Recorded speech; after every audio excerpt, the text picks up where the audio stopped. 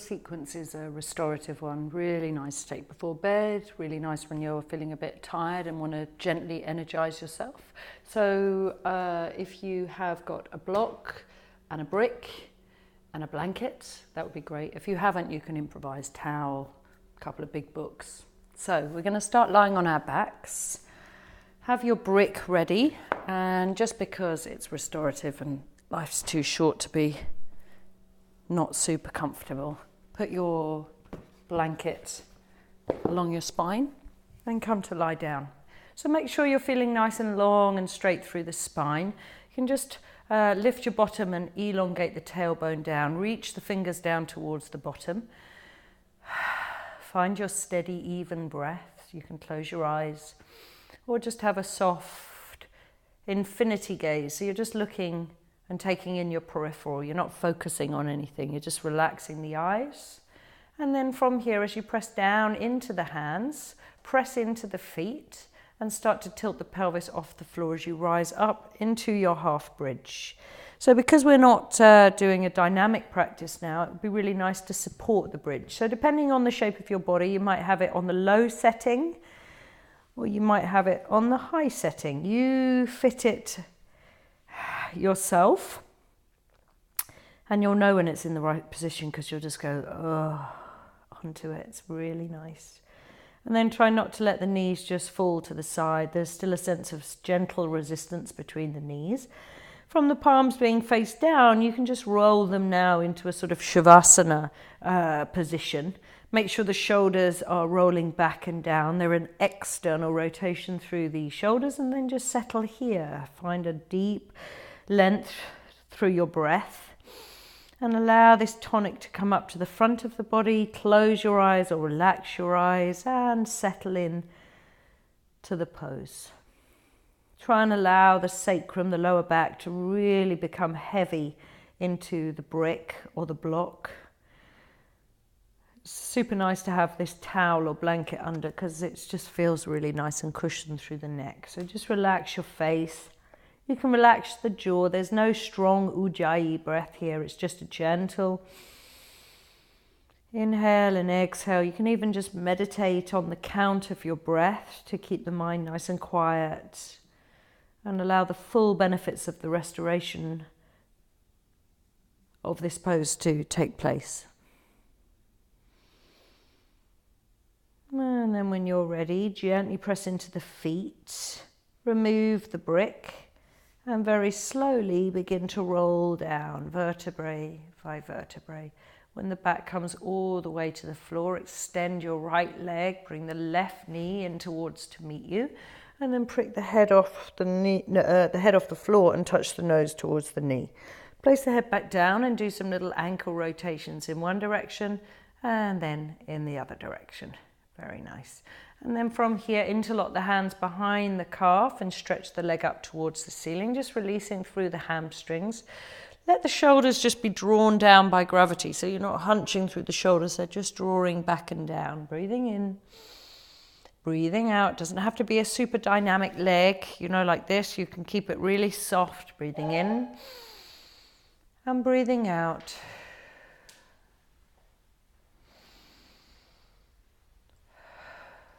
Lovely. Bring the knee in towards the chest, hug it back in, and then change legs. So now you're drawing in the right knee, really hug it in. So you're massaging through the descending colon, lifting the nose towards the knee and hugging in. And then release the head down, interlock the fingers behind the calf, stretch that leg up, feel space in the back of the leg, in the hamstring, back of the knee. Let the shoulders melt down. Remind yourself that the jaw is relaxed. The face is relaxed, the eyes are relaxed. Feel that you're almost plugging the femur bone, so the thigh bone, into the pelvis and then drawing back. So there's a real sense of resistance and space coming into the back of the leg and the hip. When you're ready, bend the knee, hug it all the way back in once again, and then stretch the body long and thin like a pencil. Interlock the fingers, point the toes, and stretch. Chin is drawn in, breathing in. And breathing out. From here, bring the knees in towards the chest, hug them in, lift the face towards the knees, and then place the head down, take the inside of the feet, and then draw the knees in towards the armpits. So depending on your flexibility and what feels nice, you can either keep your legs here, trying to keep the whole spine flat to the floor. Don't let the bum come up off the floor. You're really elongating the tailbone down. If it feels nice, some of you might choose to stretch out one leg and then stretch out the other. Stretch out one leg, maybe stretch out both legs. Otherwise, you're staying here.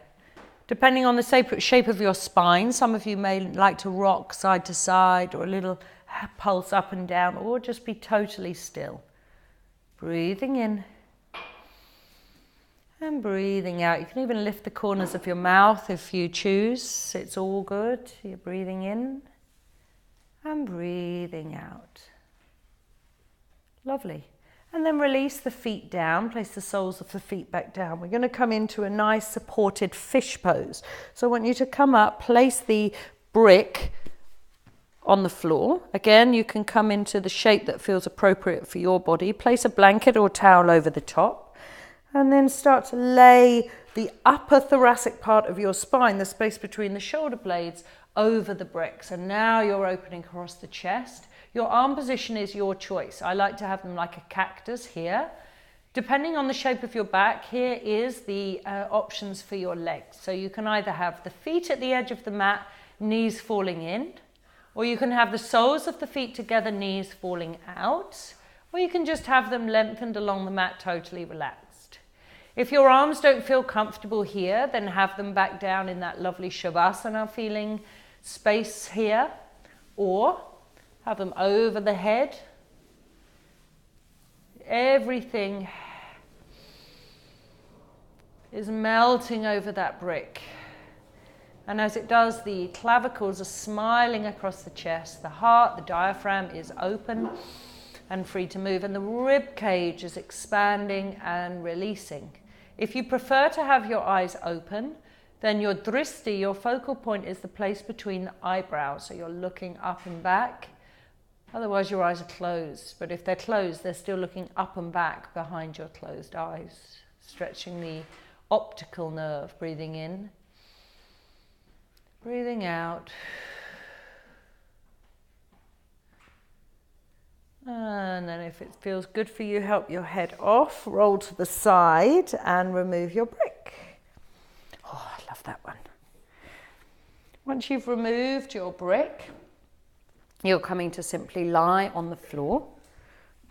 Your choice again here. So depending on how your back is, you've either got the knees falling in, or you've got the knees falling out, or you are in Shavasana. But everybody's hands are the same. You put the left hand on the heart center and the right hand on the lower part of your belly. If your elbows are not on the floor, take a block or take a book so that you're not holding onto them, so that they can completely relax. And then come into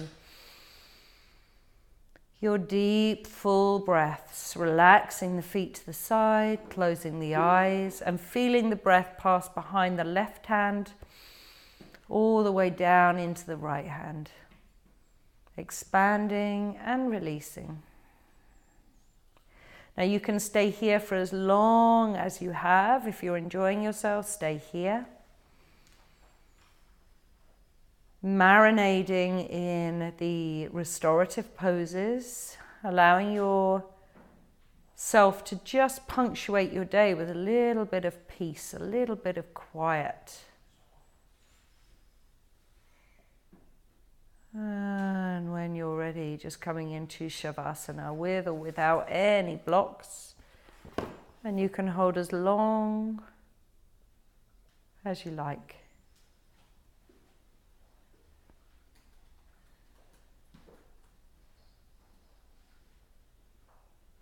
When you've had your time in Shavasana, and you can have as long as you like, you bring the knees in towards the chest, give them a big hug. And then roll onto the side of your body, having a couple of breaths on your side before easing yourself up. Oh, restored, rejuvenated. Namaste.